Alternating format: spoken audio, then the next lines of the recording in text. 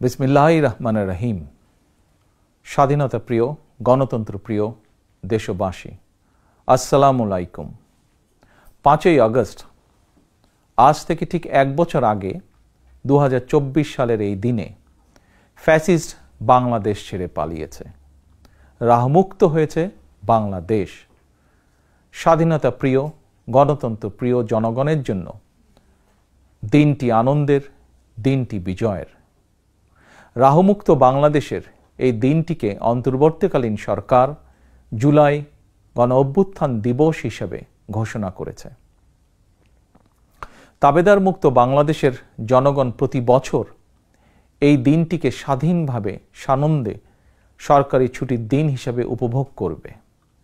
স্বাধীনতা এবং গণতান্ত্রিক রাজনৈতিক অধিকার চর্চার নতুন অঙ্গীকারে উদ্বুদ্ধ হবে। গণতন্ত্রপ্রিয় ভাই ও বোনেরা, 21 শতকের এই বাংলাদেশে পলাতক স্বৈরাচার এক বিভীষিকার রাজত্ব কায়েম করেছিল। গুম, খুন, অপহরণ, হামলা, মামলা, নির্যাতন, নিপীড়নকে সাধারণ এবং স্বাভাবিক ঘটনায় রূপান্তর করেছিল। এই ফ্যাসিবাদের বিরুদ্ধে 1.5 দশকেরও বেশি সময় ধরে চলা আন্দোলনের সময় বিএনপি সহ ভিন্ন দল এবং মতের গণতন্ত্রের পক্ষের শক্তির লাখো কোটি নেতাকর্মীর জন্য দেশকে নরকে পরিণত করে রাখা হয়েছিল। শত শত মিথ্যে মামলার কারণে ভিন্ন দল এবং মতের লক্ষ লক্ষ নেতাকর্মী সমর্থকের ঘর বাড়ি ছাড়া করে দেওয়া হয়েছিল। অনেকের পারিবারিক বন্ধন ছিন্ন হয়ে গেছে।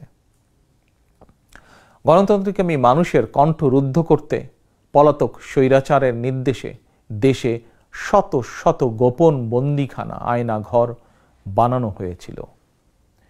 সেই আয়নাঘরের অন্ধকার প্রকোষ্ঠে জলজন্ত মানুষকে দিনের পর দিন, রাতের পর রাত, বছরের পর বছর আটকে রাখা হতো। অনেককে চিরতরে গায়েব করে দেওয়া হয়েছে। বিএনপির সাবেক এমপি ইলিয়াস আলী কিংবা কমিশনার চৌধুরী আলমের আজও খোঁজ মেলেনি। বিচার বিভাগ, নির্বাচন কমিশন সহ দেশের সকল সাংবিধানিক বিধিবদ্ধ প্রতিষ্ঠানকে অকার্যকর করে দেওয়া হয়েছিল। সংবিধান উপেক্ষা করে মানুষের ভোটের অধিকার কেড়ে নিয়ে নির্বাচনী ব্যবস্থাকে প্রহসনে পরিণত করা হয়েছিল। দেশকে চিরতরে তাবেদার রাষ্ট্রে পরিণত করতে দেশের শিক্ষা ব্যবস্থাকে বিনষ্ট করার সকল আনুষ্ঠানিকতা প্রায় চূড়ান্ত হয়ে গিয়েছিল। বই খাতা কলমের পরিবর্তে রাজনীতির নামে শিক্ষার্থীদের হাতে তুলে দেওয়া হয়েছিল লগি, বৈঠা, হাতুড়ি বা চাপাতি। বিপর্যস্ত করে দেওয়া হয়েছিল দেশের অর্থনীতি। ব্যাংকগুলোকে দেউলিয়া করে ফেলা হয়েছিল। দেশ থেকে 28 লক্ষ কোটি টাকা পাচার করে বিদেশে পাঠিয়ে দেওয়া হয়েছিল। অন্যায়, অনিয়ম, অনাচার, দুরাচার, লুটপাট দৈনন্দিন চিত্র হয়ে উঠেছিল। দেশে প্রতিষ্ঠিত করা হয়েছিল ব্যক্তিতন্ত্র। তবে শেষ রক্ষা হয়নি দেশের সকল শ্রেণী পেশার মানুষ, ছাত্র জনতা, কৃষক, শ্রমিক, রিক্সা চালক, মুঠে মজুর, গার্মেন্টস কর্মী, হোটেল রেস্তোরাঁ কর্মী, পরিবহন শ্রমিক, সাংবাদিক, বুদ্ধিজীবী, সংস্কৃতি কর্মী, গৃহবধূ, নারী, শিশু, এমনকি আমাদের মায়েরা সকলেই ঐক্যবদ্ধ হয়ে জুলাই আগস্টের গণ অভ্যুত্থানে রাজপথে নেমে এসেছিলেন। গণ অভ্যুত্থান দমনে হেলিকপ্টার থেকে গুলি করেও মানুষ হত্যা করা হয়েছিল। এমনকি কোলের শিশুটি পর্যন্ত রক্ষা পায়নি। শহীদ আবু সাইদ, ওয়াসিম, মুগ্ধ, আমাদের এইসব সাহসী সন্তানদের বুকে গুলি করে হত্যা করা হয়েছে। শুধুমাত্র 2024 সালের জুলাই আগস্টের গণ অভ্যুত্থানে 1,500-এরও বেশি মানুষ শহীদ হয়েছেন। ছাত্র জনতা, কৃষক, শ্রমিক, নারী, শিশু, বৃদ্ধ, সাংবাদিক, শ্রমজীবী, পেশাজীবী, ফ্যাসিস্টের গুলির নিশানা থেকে কাউকেই রেহাই দেওয়া হয়নি। এই অভ্যুত্থানে আহত হয়েছেন কমপক্ষে 30,000 মানুষ। হাত পা, শরীরের অঙ্গ প্রত্যঙ্গ হারিয়ে আমাদের শত শত সন্তান শত শত ভাই ও বোনেরা চিরতরে পঙ্গু হয়ে গিয়েছেন, কিংবা চোখ হারিয়ে আজীবনের মতন অন্ধ হয়ে গিয়েছেন বহু মানুষ। এজন্যই আমি বলি, 1971 সাল ছিল স্বাধীনতা অর্জনের যুদ্ধ, আর 2024 সাল ছিল স্বাধীনতা রক্ষার যুদ্ধ। 1971 সালে শহীদ মুক্তিযোদ্ধাদেরকে বাংলাদেশ ভোলেনি। 24-এর গণ অভ্যুত্থানে শহীদদেরকেও বাংলাদেশ ভুলবে না।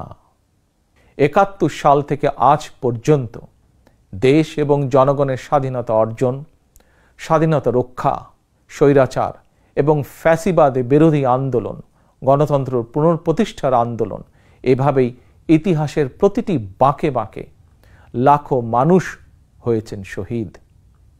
আজকের এই দিনে আমি আবারও সকল শহীদদের অবদানকে শ্রদ্ধাভরে স্মরণ করছি।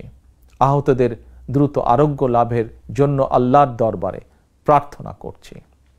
প্রিয় দেশবাসী, দেশ এবং জনগণের স্বাধীনতা এবং অধিকার প্রতিষ্ঠার জন্য নিজের জীবন বিলিয়ে দিয়ে শহীদগণ আমাদেরকে ঋণী করে গেছেন।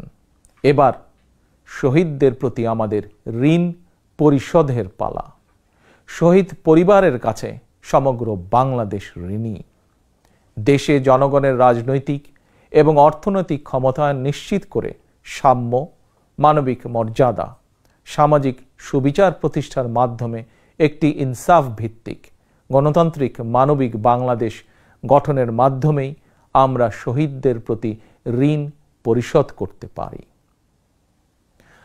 স্বাধীনতা প্রিয়, গণতন্ত্র প্রিয় ভাই ও বোনেরা, একটি গণতান্ত্রিক বাংলাদেশ প্রতিষ্ঠার প্রথম এবং প্রধান রাজনৈতিক উদ্যোগ হচ্ছে জনগণের সরাসরি ভোটে জনগণের প্রতি দায়বদ্ধ, জনগণের কাছে জবাবদিহিমূলক একটি রাষ্ট্র এবং সরকার প্রতিষ্ঠা। জনগণের কাছে দায়বদ্ধ একটি সরকার প্রতিষ্ঠার জন্য বর্তমান অন্তর্বর্তীকালীন সরকার কাজ করছে। প্রিয় ভাই বোনেরা, বিগত 1.5 দশকের ফ্যাসিবাদী আন্দোলনের সঙ্গে স্বাধীনতা পরবর্তী 3-3.5 বছরের সময়কাল ছাড়া আর কোনো শাসনামলের তুলনা চলে না। সুতরাং আমি সবাইকে বিনীতভাবে আহ্বান জানাবো, হিটলারের নাৎসিবাদ সম্পর্কে যেমন কেউ গৌরব করে না, পলাতক ফ্যাসিস্ট এর শাসনকাল নিয়েও গৌরব করার কিছুই নেই। ডাকাতি করে কিছু সম্পদ চ্যারিটি করলেও জনগণের চোখে ডাকাত যেমন গ্রহণযোগ্য নয়, তেমনি অন্তর্বর্তীকালীন সরকারের ব্যর্থতা খুঁজতে গিয়ে কৌশলে পলাতক ফ্যাসিস্টদের পক্ষে সাফাই গাওয়াও তেমন গ্রহণযোগ্য হতে পারে না। যারা কৌশলে ফ্যাসিবাদী শাসনের সঙ্গে বর্তমান অন্তর্বর্তীকালীন সরকারের তুলনা করতে চান, তাদেরকে স্মরণ করিয়ে দিয়ে বলতে চাই, 5ই আগস্ট বাংলাদেশে যা ঘটেছে এটি শুধু বাংলাদেশ নয়, বিশ্বের ইতিহাসেও মনে হয় নজিরবিহীন। 5ই আগস্ট গণভবন ছেড়ে ফ্যাসিস্ট পালিয়েছে। সংসদ ভবন রেখে তথাকথিত সাংসদ পালিয়েছে। আদালত ছেড়ে প্রধান বিচারপতি পালিয়েছে। বায়তুল মোকাররম ছেড়ে প্রধান খতিব পালিয়েছে। ক্যাবিনেট ছেড়ে মন্ত্রীরা পালিয়েছে। ফ্যাসিস্টের দোসররা গা ঢাকা দিয়েছে। তবে উদ্বেগের বিষয় হচ্ছে, পলাতক এই ফ্যাসিস্টের চক্রের মনে এখনো কোনো অনুতাপ, অনুশোচনা নেই। প্রিয় ভাই ও বোনেরা, হাজারো শহীদের রক্ত স্নাত রাজপথে ফ্যাসিবাদ বিরোধী অভূতপূর্ব জাতীয় ঐক্য গড়ে উঠেছে।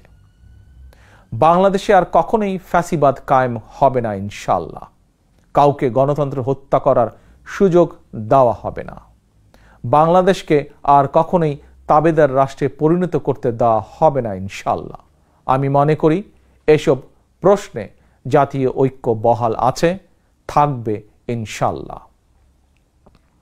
ফ্যাসিবাদ মুক্ত বাংলাদেশে যার যার দলীয় আদর্শ এবং লক্ষ্য বাস্তবায়নের ক্ষেত্রে রাজনৈতিক দলগুলোর মধ্যে ইস্যুভিত্তিক ভিন্ন মত থাকবে। এটি বিরোধ নয়, বরং ভিন্ন মত। এটি গণতন্ত্রের সৌন্দর্য। তবে ভিন্ন মত কিংবা বিরোধের মাত্রা যেন ফ্যাসিবাদ, উগ্রবাদ, চরমপন্থার উত্থান কিংবা পুনর্বাসনের কারণ না হয়ে দাঁড়ায়, সে ব্যাপারে প্রতিটি রাজনৈতিক দল এবং গণতান্ত্রিকামী জনগণের প্রতি সতর্ক থাকার জন্য বিনীত আহ্বান জানাই। আমি মনে করি প্রতিটি রাজনৈতিক দল যার যার দলীয় কর্মসূচি কিংবা এজেন্ডা নিয়ে জনগণের আদালতে যাবেন। জনগণ কোনটি গ্রহণ করবেন কিংবা কোনটি বর্জন করবেন এটি সম্পূর্ণ জনগণের এখতিয়ার। এভাবেই প্রতিদিনের রাজনৈতিক চর্চার মধ্য দিয়ে রাষ্ট্র জনগণকে শক্তিশালী করে তুলতে হবে। প্রিয় ভাই ও বোনেরা, স্থানীয় সরকার থেকে আরম্ভ করে জাতীয় সংসদ পর্যন্ত প্রতিটি স্তরে জনগণ যখন সরাসরি নিজের পছন্দের প্রার্থীকে নিজের ভোট প্রয়োগ করে প্রতিনিধি নির্বাচন না করবে, সরকার গঠন কিংবা সরকার পরিবর্তনের ক্ষমতা অর্জন করতে না পারবে, ততদিন পর্যন্ত রাষ্ট্র এবং সরকারে জনগণের ক্ষমতা প্রতিষ্ঠিত হবে না। তাই আসুন রাষ্ট্র, সরকার, শাসন, প্রশাসন পরিচালনায় আর প্রতিদিনের কার্যক্রমে জনগণের গণতান্ত্রিক রাজনৈতিক অধিকার চর্চা প্রয়োগের সুযোগ সৃষ্টির মাধ্যমে আমরা জনগণকে রাজনৈতিকভাবে শক্তিশালী করে গড়ে তুলি। জনগণকে শক্তিশালী করে তুলতে না পারলে শেষ পর্যন্ত কোনো কিছুই শক্তিশালী এবং টেকসই হবে না। প্রিয় দেশবাসী, 2024 সালের 5ই আগস্ট বাংলাদেশের ইতিহাসের ঘৃণ্যতম ফ্যাসিস্ট পালিয়ে যাওয়ার পরপরই বীর জনতার উদ্দেশ্যে দেওয়া এক অভিনন্দন বার্তায় আমি বলেছিলাম, বিজয়ের কাছে পরাজিতরা নিরাপদ থাকলে বিজয়ের আনন্দ মহিমান্বিত হয়। সেটি পুনরায় স্মরণ করিয়ে দিয়ে দেশের গণতান্ত্রিকামী জনগণের প্রতি আমার আহ্বান, কেউ আইন নিজের হাতে তুলে নেবেন না, মব ভায়োলেন্সকে উৎসাহিত করবেন না, নারীর প্রতি সহিংস আচরণ করবেন না, অন্যের স্বাধীনতার প্রতি শ্রদ্ধাশীল থাকুন। একজন মায়ের চোখে বাংলাদেশ যেমন, আমরা তেমন একটি বাংলাদেশ গড়তে চাই যেখানে দল, মত, ধর্ম, বর্ণ নির্বিশেষে বিশ্বাসী, অবিশ্বাসী, সংশয়বাদী প্রতিটি সন্তান, প্রতিটি মানুষ নিরাপদে থাকবে। আজ এবং আগামীর প্রতিটি 5ই আগস্ট হয়ে উঠুক গণতন্ত্র, সুশাসন প্রতিষ্ঠা আর মানবিক মানুষ হয়ে ওঠার অঙ্গীকারের দিন। এই সুমহান অঙ্গীকার বাস্তবায়নের দীর্ঘ যাত্রায় আমি এবং আমার দল বিএনপি দেশের সকল গণতান্ত্রিকামী জনগণের সমর্থন এবং সহযোগিতা আশা করছি। আল্লাহ হাফেজ। বাংলাদেশ জিন্দাবাদ। বাংলাদেশ জাতীয়তাবাদী দল জিন্দাবাদ।